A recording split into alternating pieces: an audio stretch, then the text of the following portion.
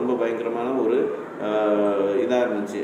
அது வந்து நிறைய தப்பான ஒரு இது இருந்துச்சு. அதாவது லெப்ரசி ஆகட்டும், இல்லை தொத்து வியாதி, இது தப்பான ஒரு மக்கள் மத்தியில் ஒரு பயம் இருந்துச்சு, இன்ஃபர்மேஷன் இருந்துச்சு.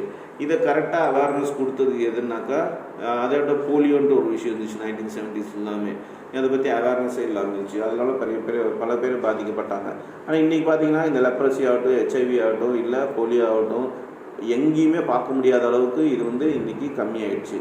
அது காரணம் பார்த்திங்கனாக்கா, மக்களுக்கு கவர்மெண்ட்டு அவங்க மீடியா மூலமாக, ரேடியோ மூலமாக, நியூஸ் பேப்பர் மூலமாக, டெலிவிஷன் மூலமாக, டெமான்ஸ்ட்ரேஷன் மூலமாக நிறைய வந்து அவங்க ரோல் பிளே மூலமாக கம்யூனிகேட் பண்ணி ஒரு அவேர்னஸ் எடுத்துட்டாங்க. அந்த பயம் போயிடுச்சு.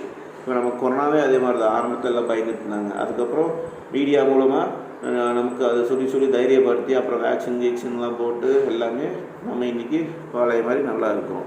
ஸோ இதுக்கு பார்த்திங்கனாக்கா மாஸ் மீடியா ஒரு பெரிய லெவலில் சமுதாயத்தில் ஒரு சேஞ்சு கொண்டு வந்துச்சு அப்படின்னு சொல்கிறாங்க. Next, mass media have made the world smaller and closer. So இந்த மாஸ் மீடியா பார்த்திங்கனாக்கா, ஃபஸ்ட்டெல்லாம் பார்த்திங்கனாக்கா ஒரு விஷயத்தை தெரிஞ்சுக்கணும் அப்படின்னா யாராவது அங்கே இருக்கவங்க அந்த நாட்டுக்காரங்க சொன்னால் தான் தெரியும். இன்றைக்கி கிரிக்கெட்டு எந்த ஊரில் எந்த கிரிக்கெட் நடந்தாலும் உடனே நமக்கு தெரிஞ்சிருது. ஆனால் அந்த காலத்தில் அப்படி கிடையாது. நியூஸ் பேப்பர் மூலமாகவோ இல்லை லேட்டாகவோ விஷயம் தெரிய ஆரம்பிச்சிச்சு. இன்றைக்கி பார்த்திங்கன்னா இங்கிலாந்து, ஆஸ்திரேலியா, நியூசிலாண்டு இல்லாமங்க லைவ் டெலிவிஷனில் நாம் ஸ்டேடியத்துலேயே லைவாக பார்க்க முடியுது கிரிக்கெட் எல்லாமே. இது வந்து பார்த்திங்கனாக்கா ஒரு வேர்ல்டே ஸ்ட்ரிங் பண்ணியிருக்கு இன்றைக்கி இந்த mass media.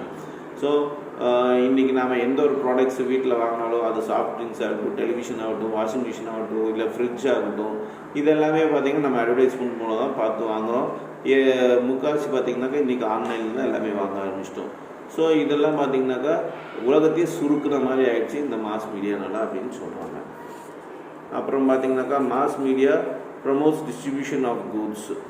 So distribution of goods இப்போ ஃபஸ்ட்டெல்லாம் பார்த்தீங்கன்னா வெளிநாட்டிலேருந்துலாம் கூட்ஸ் எல்லாம் வாங்கணுன்னாக்கா ரொம்ப நாள் ஆகும். இல்லை ஆர்டர் பண்ணி யாராவது வெளியூருக்கு போனால் தான் அவங்களாம் வாங்கிட்டு வருவாங்க. அந்த மாதிரி இருந்துச்சு. பட் இன்றைக்கி பார்த்திங்கன்னா அட்வர்டைஸ்மெண்ட் மூலமாக மக்களுக்கு வேரியஸ் ப்ராடக்ட்ஸ் பற்றி தெரிய ஆரம்பிச்சிச்சு.